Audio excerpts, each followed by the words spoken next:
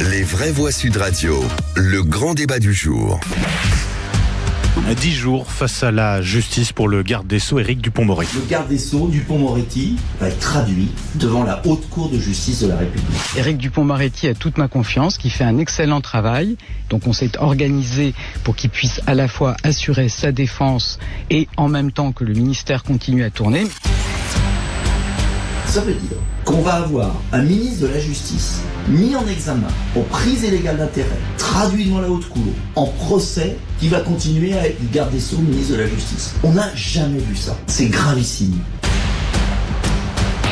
Effectivement, du jamais vu sous la Ve République. Le ministre de la Justice en exercice est jugé depuis cet après-midi, soupçonné de conflit d'intérêts pour avoir déclenché des enquêtes administratives contre 4 juges auxquels il s'était opposé dans son ancienne vie d'avocat, contrairement à François Bayrou en 2017. Et Éric Dupond-Moretti va pouvoir rester en poste. Le président Macron dit désormais refuser la judiciarisation de la vie politique. Philippe. Et vous, qu'en pensez-vous? Est-ce que la Cour de justice de la République, composée de magistrats et de parlementaires, est vraiment impartiale? La CJR va-t-elle donner une coloration politique au jugement du ministre de la Justice? Trouvez-vous qu'Éric Dupond-Moretti aurait dû se faire remplacer? Vous dites oui à 17%. Démissionner? Vous dites oui à 79%.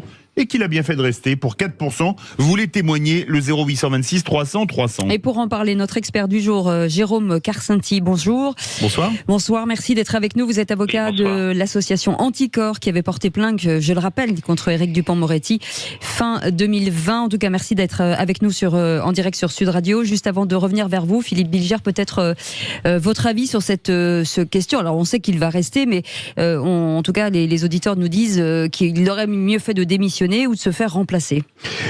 Avant que je puisse préciser mon point de vue sur la question directe posée par Sud Radio, lorsque j'en aurai l'opportunité, je voudrais remonter un peu en amont et m'étonner du fait que les syndicats judiciaires, par exemple, et plus généralement les intellectuels, tous ceux qui s'intéressent à la justice, ne mettent pas en cause fondamentalement l'origine du processus délétère qu'on va constater à la Cour de justice de la République. C'est à partir de la nomination provocatrice d'un garde des Sceaux qui a toujours détesté la magistrature, par le président de la République, conseillé officieusement par son épouse et par 2 conseillers qui étaient très proches de lui, que les conséquences catastrophiques qu'on pourrait dénombrer se sont produites. Et en particulier celle qui a conduit naturellement Éric Dupond-Moretti devant la Cour de justice de la République à partir de conflits d'intérêts dont il était facile de prévoir la survenue. Christophe Madrol. Pas mieux, moi je m'étonne effectivement qu'il n'ait pas pris un peu de recul. Quand on est ministre de la Justice, on gère une maison qui s'appelle la justice. Et quand cette justice vous demande de rendre justice vis-à-vis de vos pairs, c'est très compliqué quand on est patron de cette maison de pouvoir avoir une double personnalité. Monsieur Dupond-Moretti n'est pas schizophrène, c'est un garçon sérieux. Il ne peut pas être le ministre, le chef de la justice en étant sur le banc des accusés. On ne sait pas ce qu'il a fait. La justice, on nous donnera les résultats. Mais au moins, pour, encore une fois, de manière éthique, prendre du recul aurait été nécessaire aussi pour les populations. On doit tous... il ne peut pas y avoir 2 poids 2 mesures en matière de justice. Il ne peut pas y avoir, comme le président Macron, excusez-moi, je suis un peu long parce que je trouve beaucoup plus grave ce que dit Emmanuel Macron en disant qu'il ne veut pas judiciariser le politique. Le politique n'est pas judiciaire. On est comme d'autres citoyens. Aujourd'hui, moi, on m'attaque sur des choses que j'aurais pu faire. Je suis un citoyen qui va rendre ses comptes devant la justice en tant qu'élu. On n'est pas hors du cadre judiciaire. Donc, le propos d'Emmanuel Macron, pour moi, est beaucoup plus choquant. Même si je comprends la finalité, mais elle trouve qu'elle est beaucoup plus choquante que du fait de dire est-ce que Dupond-Moretti doit démissionner ou pas démissionner. Pierre-Yves Martin. 2 éléments. Un, sur le sujet des principes, c'est incompréhensible d'en être arrivé là. Je ne vois pas comment en 2023 un régime dit démocratique, mûr, stable, soit capable d'accepter cette disposition. Et après, d'un point de vue, donc sur le point moral, exemplarité, je vous rejoins à tous à 100%. Après, d'un point de vue complètement opérationnel. J'ai juste une question je sors de la sphère morale et d'un point de vue opérationnel. En fait, il travaille quand ? Parce qu'en fait, s'il démissionne pas, c'est qu'il doit continuer à travailler pour son ministère. Oui. Si là, je sais pas, Philippe Villers va pouvoir nous renseigner. Il dit très tôt le matin et le soir. Ouais, non mais du coup c'est complètement dingue aussi que d'un point. Donc ça repose aussi la question de finalement la finalité, la pertinence d'un ministre dans une administration qui tourne toute seule. Voilà. Jérôme Garsanti, maître, bonsoir. Merci d'être avec nous, avocat à l'association Anticor. Déjà pour ceux qui nous écoutent, c'est toujours bien de replacer finalement qu'est-ce qu'on lui reproche au garde des Sceaux. Alors du côté d'Anticor et d'ailleurs des syndicats de magistrats, puisque quand même sur le plan chronologique, c'est pas neutre de dire que c'est Anticor qui a le premier déposé plainte. C'est pas une question de prérogative, c'est juste parce que on a tendance, et j'ai entendu Monsieur Bilger le souligner, à réduire ce conflit à celui d'un conflit entre magistrats et un ancien avocat. Non, c'est une problématique qui touche au fonctionnement même de la République. Et donc c'est pour ça qu'Anticor est entré dans la danse. Alors, en quelques mots, je vais le rappeler, Monsieur Dupond-Moretti, en tant qu'avocat, a fait l'objet d'un examen de ses fadettes par le parquet national financier, et non pas d'écoute téléphonique, l'examen de ses fadettes, pour s'assurer qu'il n'avait pas été celui qui avait pu être la taupe informant Nicolas Sarkozy qu'il était sur écoute. C'est la fameuse affaire Bismuth. Apprenant cela, Monsieur Dupond-Moretti, toujours avocat, dépose plainte auprès du parquet national financier. Je passe les détails parce que ça a été dépaysé. Une plainte disant violation de mon secret professionnel, atteinte à la vie privée. Entre-temps, Madame Belloubet, alors garde des Sceaux, mandate l'inspection générale de la justice pour une enquête dite de fonctionnement administratif. Cette enquête est donc confiée à des services administratifs et une enquête est diligentée. Le 6 juillet, pour préciser la date, M. Dupond-Moretti devient garde des Sceaux et le rapport est remis à M. Dupond-Moretti aux alentours du 15 septembre. C'est donc M. Dupond-Moretti, garde des Sceaux, qui reçoit le compte rendu du rapport qui avait été commandé par sa prédécesseuse. Ce rapport conclut à l'absence de faute. Il dit qu'il y a des dysfonctionnements, il en relève d'ailleurs 19, mais il dit qu'il n'y a pas de faute de nature disciplinaire susceptible d'engager des poursuites. Monsieur Dupond-Moretti, qui a eu quand même l'intelligence de retirer sa plainte, de dire je me désiste de ma plainte. Donc il a conscience du conflit d'intérêts potentiel. Il retire sa plainte pénale. Mais loin de s'en satisfaire, il va le 18 septembre, c'est-à-dire 3 jours plus tard, saisir de nouveau l'inspection générale de la justice à l'encontre, là non pas du parquet national financier, mais des 3 magistrats qui avaient enquêté sur les fameuses fadettes. Et donc là, on dit quoi ? On dit, Monsieur Dupond-Moretti, vous ne pouvez pas avoir été avocat, devenir garde des Sceaux et poursuivre en tant que garde des Sceaux, c'est-à-dire chargé d'une mission d'intérêt général, vous ne pouvez pas continuer à poursuivre votre vindicte d'avocat. Parce que là, vous avez une mission régalienne. Et donc, quand on continue à prendre un intérêt dans une opération dont on avait la charge, c'est-à-dire en réalité la mission d'intérêt général, et ben là, il est effectivement ce qu'on appelle une prise illégale d'intérêt. Et les faits sont assez clairs et simples en réalité. Maître, je suis frappé en lisant tout ce qui est écrit sur le procès. On semble comprendre tout de même, malgré la condescendance avec laquelle parfois on traite la magistrature, les ressorts de l'action engagée contre le garde des Sceaux. Mais en revanche, j'ai l'impression qu'ici ou là, on cherche tellement à décrédibiliser la Cour de justice de la République qu'on voudrait presque préparer l'acquittement du garde des Sceaux.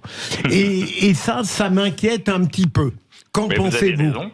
Vous avez raison, mais comment faire autrement ? Et c'est votre question, mais à la hauteur de votre intelligence. Mais comment faire autrement ?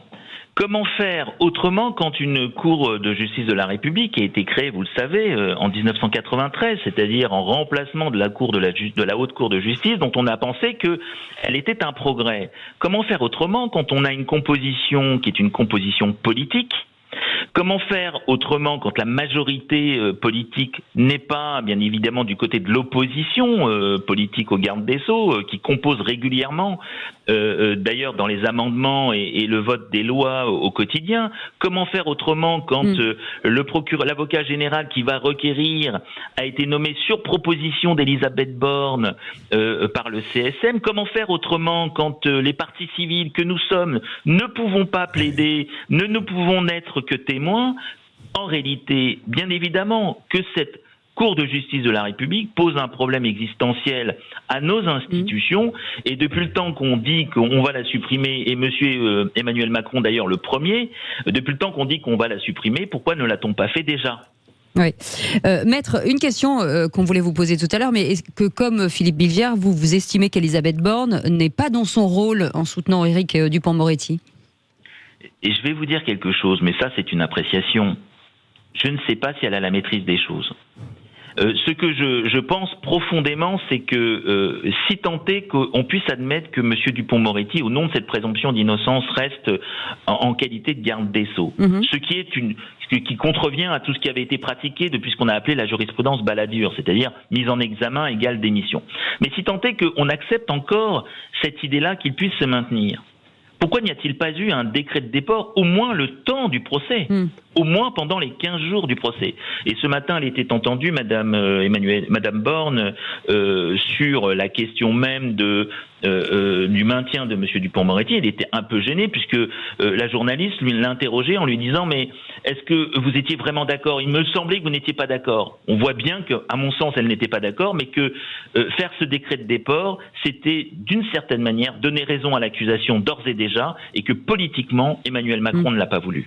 Un mot, Christophe Madrol ou Pierre Martin ? Je suis effectivement... merci Maître pour cette explication. En tant qu'élu régional, quand je suis confronté à des intérêts personnels, bien évidemment, il y a ce qu'on appelle les décrets de déport. Et vous avez raison de le rappeler à nos auditeurs. Quand on fait de la politique, on peut être amené à travailler sur des sujets qui empiètent soit notre vie privée ou ceux de nos proches, soit de nos affaires personnelles. Et dans ce cas-là, il y a le conflit d'intérêts. Donc il y a des déports évidents. Et vous avez raison de rappeler cet instrument législatif qui nous permet de ne pas retrouver dans le tribunal. Premier point. Deuxième point qui m'intéresse, Maître, pardon Philippe, c'est la question sous-jacente qui était de se dire à un moment donné comment les intellectuels français, et Philippe l'avait abordé tout à l'heure, mais n'est pas allé jusqu'au bout, de gauche comme des droites, sont complètement absents du débat. J'ai suivi ce qu'a fait Anticor, et félicitations pour votre engagement, mais je suis énervé de voir l'ensemble de tous ces intellectuels français qui, sur un sujet fondamental de structuration de la vie judiciaire française, sont absents. On va au 0826 300 300, notre vraie voix du jour, Simon. Oui, rebonsoir. Qu'est-ce que vous en pensez, Simon ? Il aurait dû se mettre en retrait de la République, comme on dit, démissionner, ou il a eu bien fait de rester, Éric Dupond-Moretti ? Pour le moment, vous êtes 82% à dire qu'il aurait dû démissionner. Sans aucun doute, il aurait dû démissionner. Et puis, à la limite, même le président, on n'aurait pas dû le reconduire lors de sa réélection, sachant que de toute façon, il y avait toujours cette épée de Damoclès. Il avait quand même des éléments tangibles pour avoir des doutes, et même sachant que ça n'aboutira pas parce qu'il va tout faire en utilisant la Cour supérieure de la République, comme le Conseil constitutionnel, qui sont plus politiques que spécialistes. Donc, je pense qu'il y a effectivement, il peut y avoir, je ne peux pas m'affirmer évidemment, une manœuvre politique derrière tout ça. Mais je trouve quand même qu'en plus, les termes employés par le président de la République concernant la protection des membres du gouvernement ou des politiques en tout genre, est quand même assez malvenu. Ouais. Restez avec nous, Simon, restez avec nous. Il y a pas mal de bon sens de ce que dit Simon. Exactement. Je voulais juste revenir sur un des éléments d'argumentation de Maître Karsenty. Merci. Sur le comment faire autrement. Et du coup, très concrètement, s'il fallait repenser les choses, quelle serait la mesure ou les 2-3 mesures à mettre en place pour essayer de trouver une issue plus juste et plus correcte sur cette affaire? Jérôme Karsenty.